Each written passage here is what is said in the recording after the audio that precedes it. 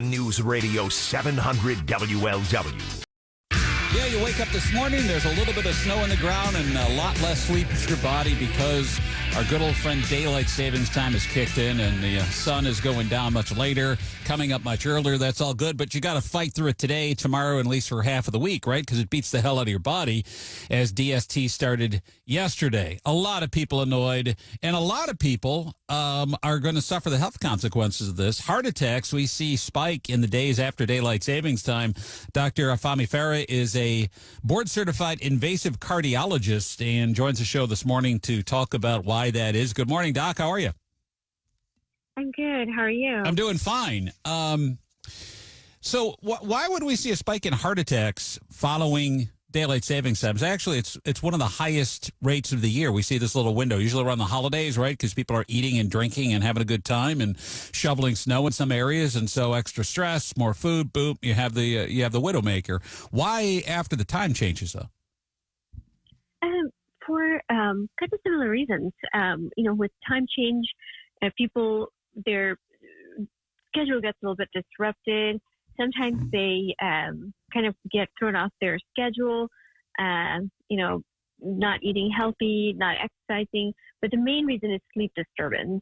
As you know, sleep is one of the major risk factors for heart disease, and sleep disturbance can cause people to have cardiovascular diseases. Stress is a big factor as well.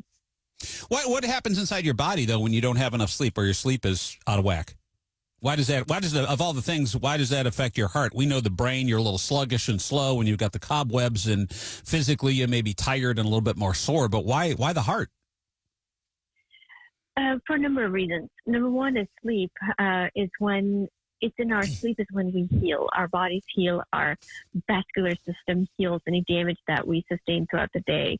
And if you're not getting adequate sleep, that healing process is not taking place. Also, when you're not sleeping, the inflammatory response goes up. The inflammation rate goes up in the body, and that also can destabilize your cardiovascular system and can lead to increased rate of heart attack and stroke. Yeah, that makes sense, too. And here you are, you're hearing this right now on the show, and this is about the time of day where you start to have those effects, right? It's a few hours into your morning, heading into the afternoon, and then we start to see a spike in these things. And, if you listen to our police scanners, it's interesting. You're going to hear an uptick in the number of emergency runs involving people with heart disturbances, cardio disturbances, and the like, and it's all because of that. Now, if you're in better shape, obviously, that's going to stem that back. So who's most at risk then for a heart attack when you've been deprived of sleep, Doc? Mm-hmm. Yes, it would be people who already have, high risk factors, pre-existing cardiac conditions, but also for people who have sleep disorders, people who already have insomnia or some type of sleep disorder, and then this 1 hour kind of throws them off even more, and they could be at risk.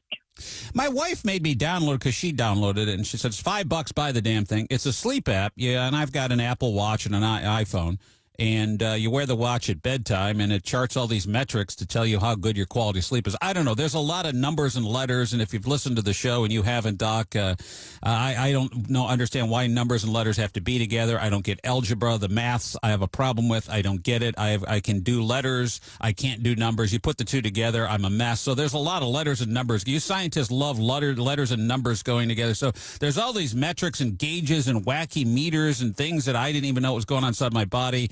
That tell me my quality of sleep. I'm too dumb to decipher that, but it said like my sleep quality is like 96% or something, which I think is pretty good. 96 out of 100 is pretty damn good. Are those things any good? The sleep apps themselves, is it too much data, or are they unreliable? Should I delete this thing? What? No, I wouldn't delete it. I think it does give you some information that's good, but whether it's medical quality, how trustworthy it is, that I don't know. That's why, we wouldn't use that for medical purposes just yet. Okay. But is it a good gauge? I mean, is it good enough? Because, like, for example, it says here, my sleep efficiency was 97% from last night, 6 hours and 30 minutes of sleep.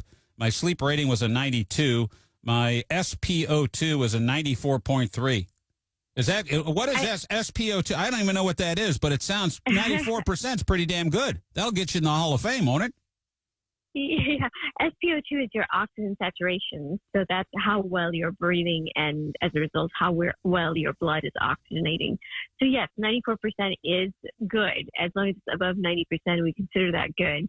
But again, how accurate that the data is, that I don't know. So you'd have to do a full-blown sleep study in order to get these. But is it one of those things like, well, maybe I have sleep apnea, and just based on looking at these apps, can that rule something low-tech like this, can that rule that out? No, you would still have to go through a formal sleep study for that. Gotcha. So this is, if you think you got problems in your life, well, maybe I'm not sleeping enough. You look at this and goes, I'm fairly in the green, sometimes the yellow, not in the red. I should be okay. But what indicators do you have before someone should go and have a study done? These things, as you mentioned, these can give you a good gauge. So, for example, if your oxygen level is coming up to be kind of on the lower side, you should probably go get a sleep study done. But you could go by your symptoms as well. Mm-hmm. For those who have sleep apnea, usually they'll have fatigue during daytime. They're tired, they're sleepy. And then usually they have snoring as well at night. So if you have, those are common markers that, yes, maybe time to go get a sleep study done. All right, Dr. Fahmi Farah is on the show. She's a cardiologist and an invasive cardiologist, board-certified cardiologist, talking about the effect of the time change on your body, specifically your heart. Today and tomorrow, the two of the bigger days on our calendar for heart attacks, usually right around the holidays and now in February. So if you make it through the next 48 hours, Doc, what you're saying is you probably won't have a heart attack until you don't have to worry about this till Christmas next year. Well, the rate goes up because of, the added stress and everything else that we just talked about. Mm-hmm. But no, I think you still have to worry about heart attacks because, heart disease is the number one killer for both men and women in our country. So I think we need to worry about heart attack and heart health every day. And we as Americans are bad when it comes to our cardiovascular health. I mean, back in the day, we used to eat like pigs, right? We didn't have all this. We didn't know what stevia was or 0-calorie soda or lab-grown meat and stuff like that. And now we have all those things, but our health is getting worse. Why is that? Yeah, you brought up a very good point. There's a new study that shows that these artificial sweeteners are not really very good, especially because they carry a component called erythritol, and that causes damage to your cardiovascular system. And basically, it increases the body's rate of clotting. There's a thing called platelet in our blood. It's a clotting factor, and it acts off. Basically, it causes it to increase in its clotting activity, and that can cause a heart attack, the rate of heart attack and stroke to go up. And so, we're saying that artificial sweeteners are not that great for your body. Yeah. So regular old sugar then, if you need a sweetener, because I use the stevia and stuff. I mean, I'm not drinking it like out of the bottle or anything like that, but stevia, like one can of stevia pop at night because it doesn't have caffeine in it, and I don't want all the chemicals and. Yeah, it sounds like no matter what I put in my body, it's going to kill me. What the hell? What am I supposed to do?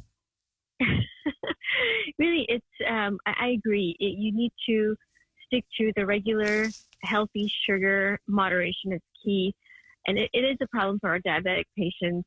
But even for diabetic patients, I would say try to stay away from the artificial sweeteners because the study that was published in Nature showed that the group that uses it the most, which is our diabetic patients, they're at highest risk of having the complications as a result of using erythritol, such as increased rate of heart attack and stroke. Oh, damn it. I thought I was onto something because it's plant-based. The plants can't kill you. What the hell? It's like weed. It's good for you.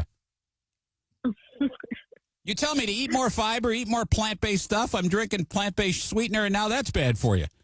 Will you guys, could I speak for the rest of America, Doctor? Will you people make your minds up, please? I just need a definitive answer on what's going to kill me and what's not. That's all I'm asking. Is it that hard, really? Yeah, I know. It's Damn. There's no easy way out, unfortunately. There is no easy way out of these things. I'll tell you. So, heart health next day, today and tomorrow, the two biggest days for heart attacks because the time changed, and the doctor just explained as a cardiologist in layman's terms that idiots like me can understand why your heart and your sleep go together hand in hand, like Reese's peanut butter cups, chocolate and peanut butter going together, which is also bad for you, I understand. Dr. Fahmi Farah is a board-certified invasive cardiologist out of Texas. Doc, thanks so much for the time. I appreciate joining the show. Be well. Thanks for having me. Take care.